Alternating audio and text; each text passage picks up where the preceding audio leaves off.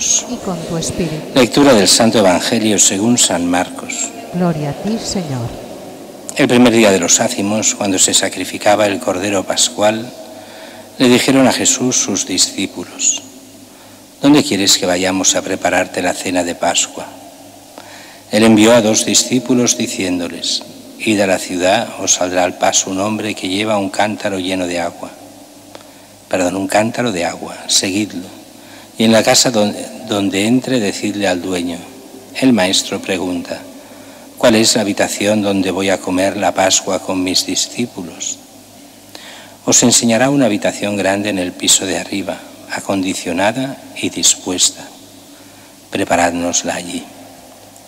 Los discípulos se marcharon, llegaron a la ciudad, encontraron lo que les había dicho y prepararon la Pascua. Mientras comían, tomó pan y, pronunciando la bendición, lo partió y se lo dio diciendo: Tomad, esto es mi cuerpo. Después tomó el cáliz, pronunció la acción de gracias, se lo dio y todos bebieron. Y les dijo: esta es mi sangre de la alianza, que es derramada por muchos. En verdad os digo que no volveré a beber del fruto de la vid hasta el día en que beba el vino nuevo en el reino de Dios. Después de cantar el himno, salieron para el monte de los Olivos. Palabra del Señor. Gloria a ti, Señor Jesús. Celebramos hoy, decíamos, esta fiesta vulgarmente dicha del Corpus, o sea, del cuerpo y sangre de nuestro Señor Jesucristo. Sabéis muy bien que era uno de estos famosos jueves. Era el jueves, tendría que haberse celebrado este jueves, y había aquello famoso de los 3 jueves que relucen más que el sol, y entre ellos estaba el Corpus Christi. Era Jueves Santo, Corpus Christi y el día de la Ascensión, esos 3 días. Ahora ya no queda en Barcelona ninguno de los 3 días, es fiesta.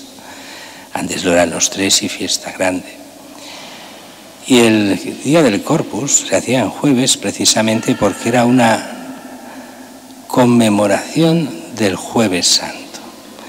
Pero si en el Jueves Santo ahí está todo el misterio de todo lo que es la Eucaristía, todo lo que es la salvación, la pasión, la muerte de Cristo para llegar a la resurrección, esta fiesta, la del Corpus, tiene connotaciones diferentes, y lo es por motivos históricos. ¿Por qué se hace esta fiesta? Esta fiesta viene allí en el siglo XIII, cuando empiezan a aparecer una serie de milagros eucarísticos extraños. Gente, curas, más que gente, curas, que no creen en la Eucaristía, no creen en la presencia real de Cristo. Y consagrando, pues se da el milagro de que esas formas se transforman en carne y gotean sangre. Y en ese momento, pues también hay una monja que empieza a tener revelaciones que le piden que se instaure una fiesta sobre esto. Bueno, esta monja va al Papa, pero el Papa se resiste hasta que, estando muy cerca el Papa de Lanciano, aparece el milagro de Lanciano allí bastante al centro de Italia.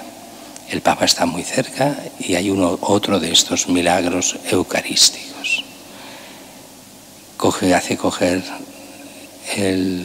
lo que era la forma consagrada que se transformó en sangre, coge todo lo que eran los corporales, todo lo llevan para estudiarlo. Bueno, curiosamente, donde más se ha estudiado ha sido a finales del siglo XX, donde unas reliquias que tienen casi 700 años, casi 800 años, pues se han estudiado en plan moderno, en laboratorios que no sabían lo que estaban estudiando, simplemente dar allí ese trozo de carne seca, antigua, y allí descubrieron, pero esto han descubierto ahora, o sea, hace 30 años o 40, que ese trozo de carne era un trozo de corazón humano del grupo AB. Bueno, y resulta que en todos los milagros eucarísticos es lo mismo, un trozo de corazón humano del grupo AB, el mismo grupo que sale en la sábana santa, en la sangre de la sábana santa, AB. Bueno, no es importante eso en sí mismo, ni mucho menos, pero es curioso. El caso es que el Papa, viendo estos milagros, que él los ve y ahí están los testigos, coge todo, gente de fiar, y decide instaurar la fiesta del Corpus, esta fiesta. Y en esta fiesta pues le encargan los textos eucarísticos a uno de los más grandes, que es Santo Tomás de Aquino. Santo Tomás de Aquino está vivo en esa época, es el mayor de los teólogos de ese momento, por no decir de la historia, y hace los grandes himnos, uno el que hemos leído, esta secuencia, y otros muchos himnos, desde el Tantum Ergo hasta los que queráis, dedicados a la Eucaristía.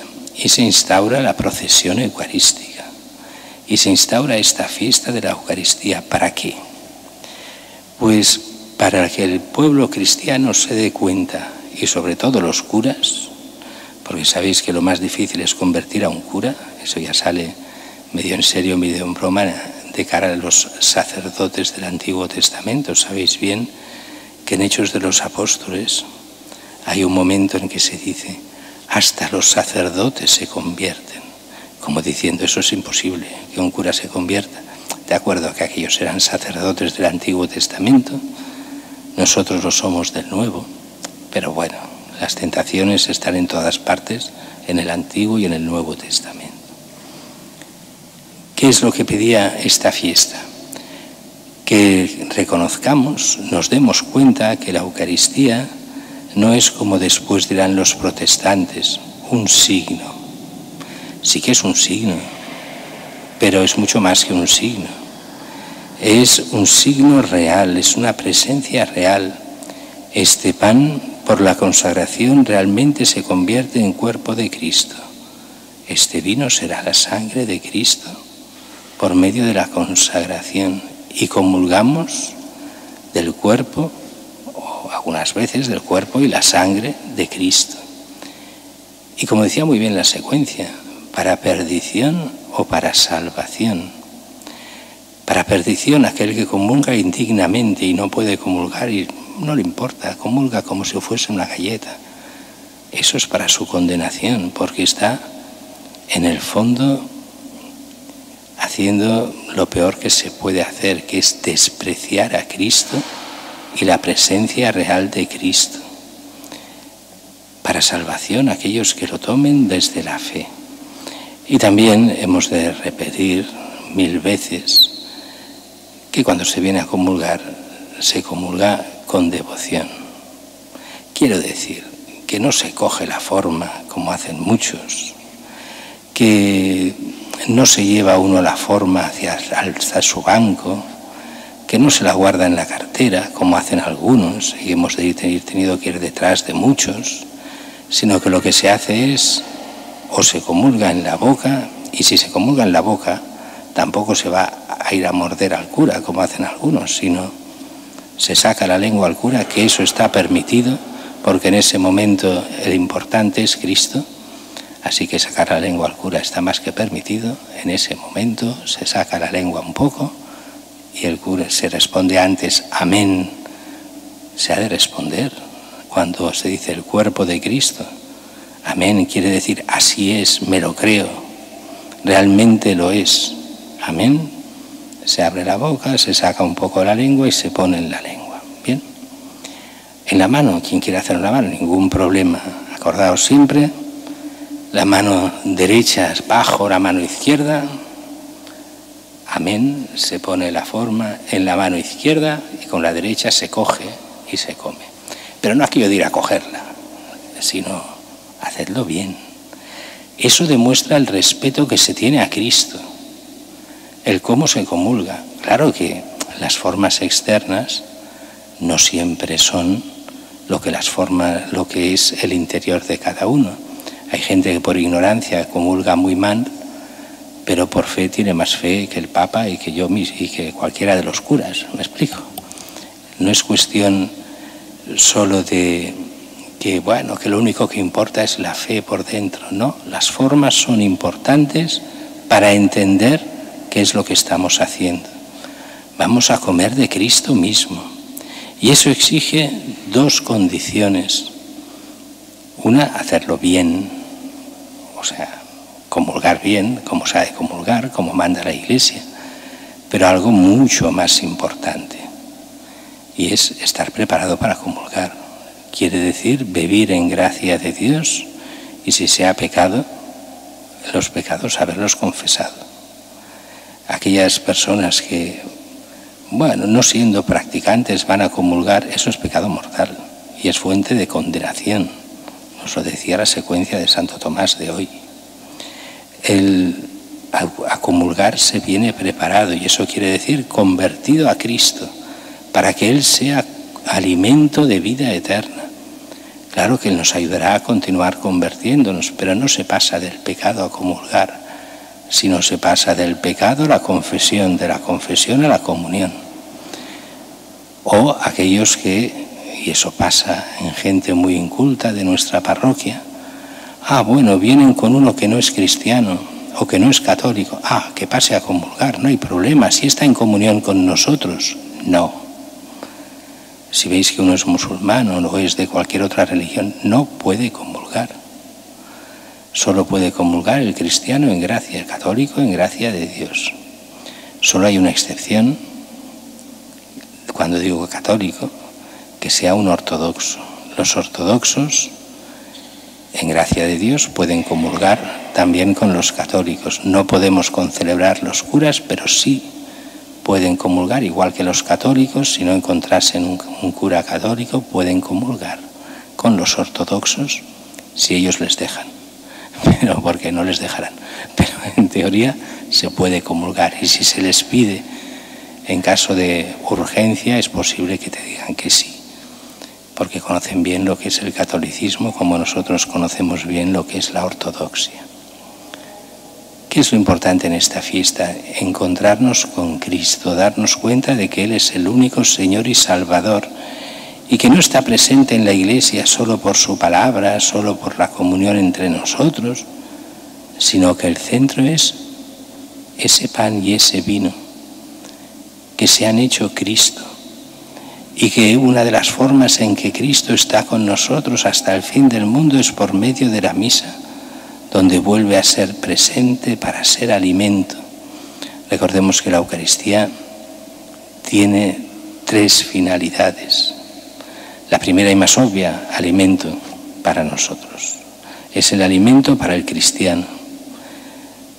De hecho, sabéis muy bien, y esto lo explica espléndidamente Benedicto XVI, lo explicaba, cuando decía, recitamos el Padre Nuestro, y cuando recitamos decimos, danos hoy nuestro pan de cada día. Y la gente, correctamente, o sea, bien, decía, ¿qué es el pan de cada día? Todo aquello que es necesario para nuestra vida. Entonces el pan no es solo el alimento, también el alimento, pero es todo aquello que necesitemos, le pedimos a Dios por ello, para que nos lo podamos ganar, para que lo podamos llegar a tener, lo necesario. Pero decía, pero muchos cristianos, ahondando y profundizando, se dieron cuenta de que el pan de cada día también era no solo el pan material, era el pan espiritual, era Cristo mismo. ¿Y cómo se nos da Cristo cada día? Especialmente en la Eucaristía, y por eso los cristianos empezaron a hacer la misa, no solo los domingos, sino los días de cada día. Y por eso tantos y tantos cristianos han profundizado más, yendo a misa cada día o algunos días entre semana. ¿Para qué? Para recibir a Cristo en su palabra y a Cristo eucarístico, para profundizar en la fe, para profundizar en la caridad, para profundizar en la comunión con Cristo, nuestro único Señor, nuestro único Salvador. Pero decíamos que hay tres cosas de la Eucaristía para cuál la tenemos. Una es esta, la comunión, estar con Él, Él venga a nosotros, nuestro alimento. La segunda es para llevarlo a los enfermos. O cuando tenemos el sagrario, donde lo tenemos al Cristo Eucaristía, que allí espera o llevarlo a los enfermos, o cuando faltase en una misa para que nadie se quede sin. Y una tercera, que ya no son solo los enfermos, esto de llevar a los enfermos se hace desde el siglo I. Enfermos, en aquella época eran los enfermos y los que perseguidos estaban en la cárcel esperando juicio, o ya juzgados y condenados, esperando la muerte o la cárcel. Y la tercera es para ser adorado, y eso es lo que entiende esta fiesta, la adoración a Jesucristo.